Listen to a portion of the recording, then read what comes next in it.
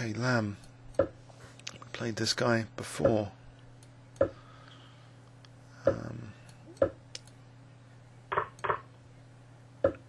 Okay, knight c6, I think.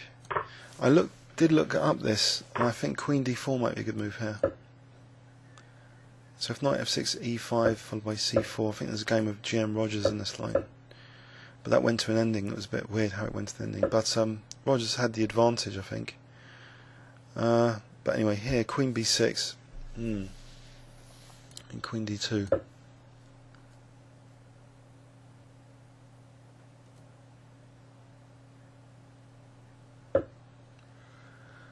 So I got b3, and then I can play bishop b2.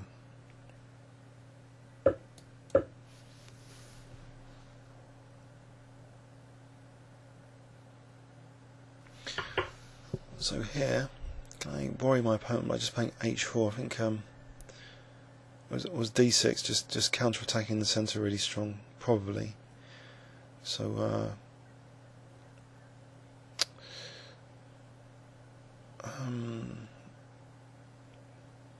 actually, this doesn't look that good. I think I have misplayed this.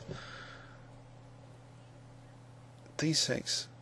Maybe I do e takes d though. Okay, so h4 anyway. Now I'll just try and get rid of these bishops.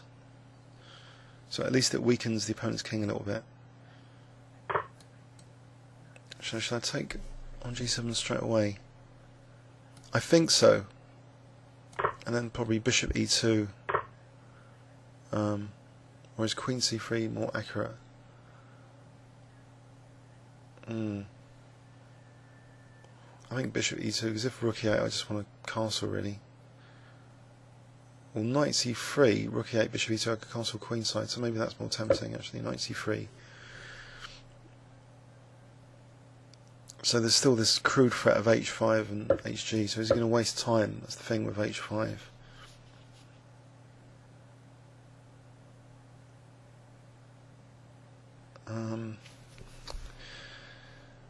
Is he going to let me castle as well? So bishop g4, f3. Aha. What about h4, h5 here? Because d4 knight a4 gains a tempo. So I think I'll plunge on with h5.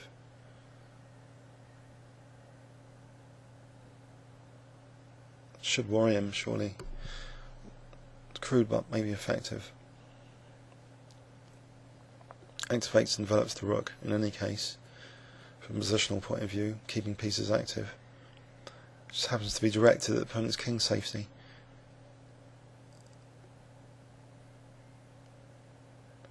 So the king is slightly weaker than usual without that bishop, and without a knight on f6. The knight's over on the queen side. The queen's over on the queen side as well. I think many of Kasparov's games, his opponents, when his opponent's pieces are on the queen side, that's a good time to go for the attack.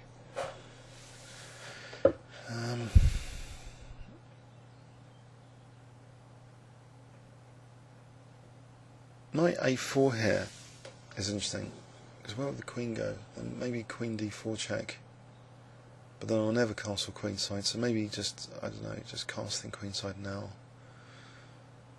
And then knight a4, maybe queen c3 and h6, maybe it's better to play h6.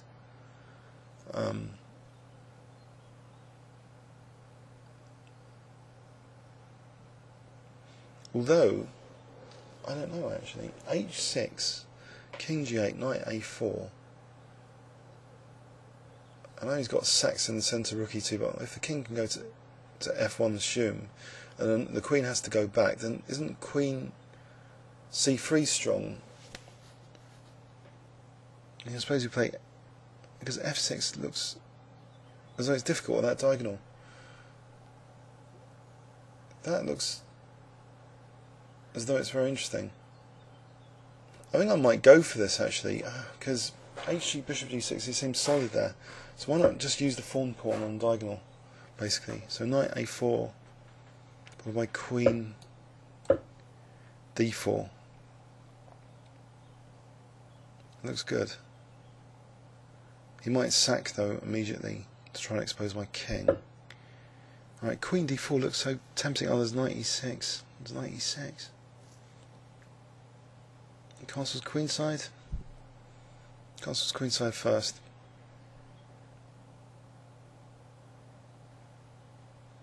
Okay, I'll castle queenside first. Right, so I've got this positional threat of Queen D4. Maybe G4 to try and get the bishop to go to E6, then Queen D4. So G4, if the bishop goes back to D7, then knight C5. So then Queen D4, then knight E6. So king safety is critical here. Can I get away with playing G4 soon? D takes E will help the cause because bishop C4, and then I'll be able to take on E6 with the bishop. So that pawn on H6 is kind of dangerous. Maybe you can just play F6. But then, I don't know, again, Queen D4. No, it's knight E6. So F6, G4, bishop moves, Queen D4.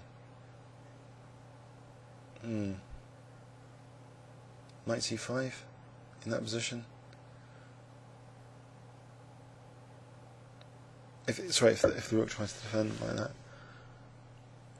Right, now here G4. Got to watch out for Queen G5s now as well.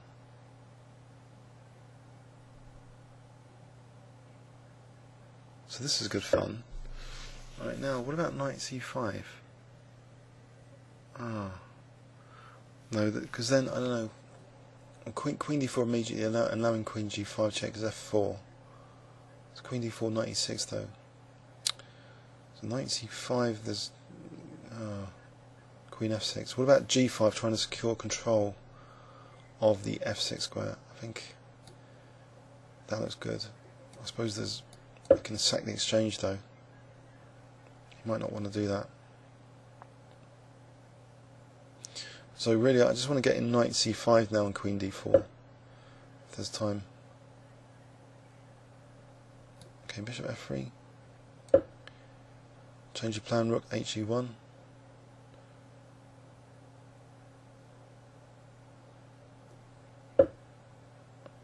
Right, so king B1 is bishop F5. Knight B2. Yeah, my king might be guessing it here. King B1, bishop F5, king A1. Alright, let's try that anyway.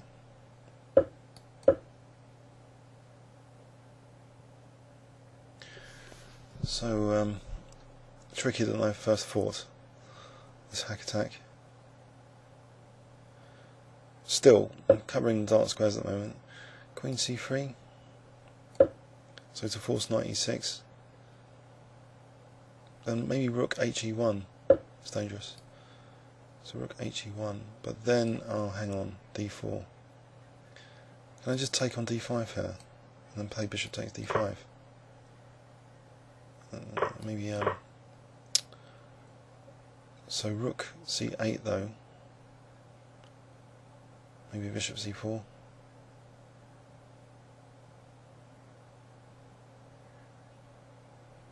So I have to slowly play rook HE1.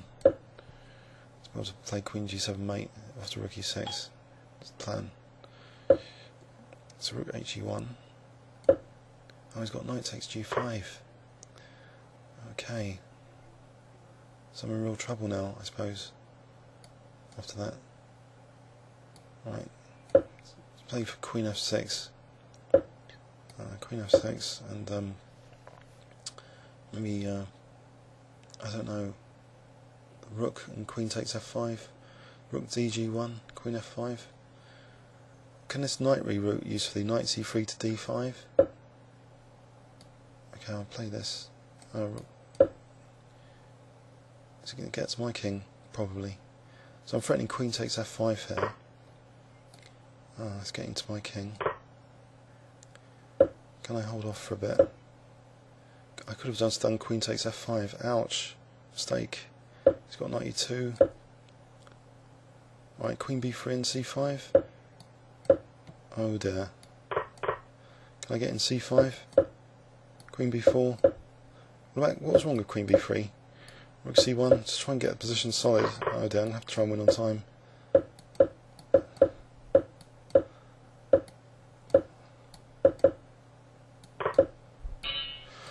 Oh, it's a bit dramatic, a bit too dramatic. Oh, I thought I was doing well there for a bit. Oh, blimey. God, I'm going to have to look up this opening, I think. This isn't as clear cut as I thought. This Queen d4 move. I think it might be in chess.games.com, but the continuation here is not that brilliant, is it, really? If black's got Queen b6, does white have an advantage out of this? I don't know. Anyway, excitement. Please leave any comments or questions on YouTube. Thanks very much.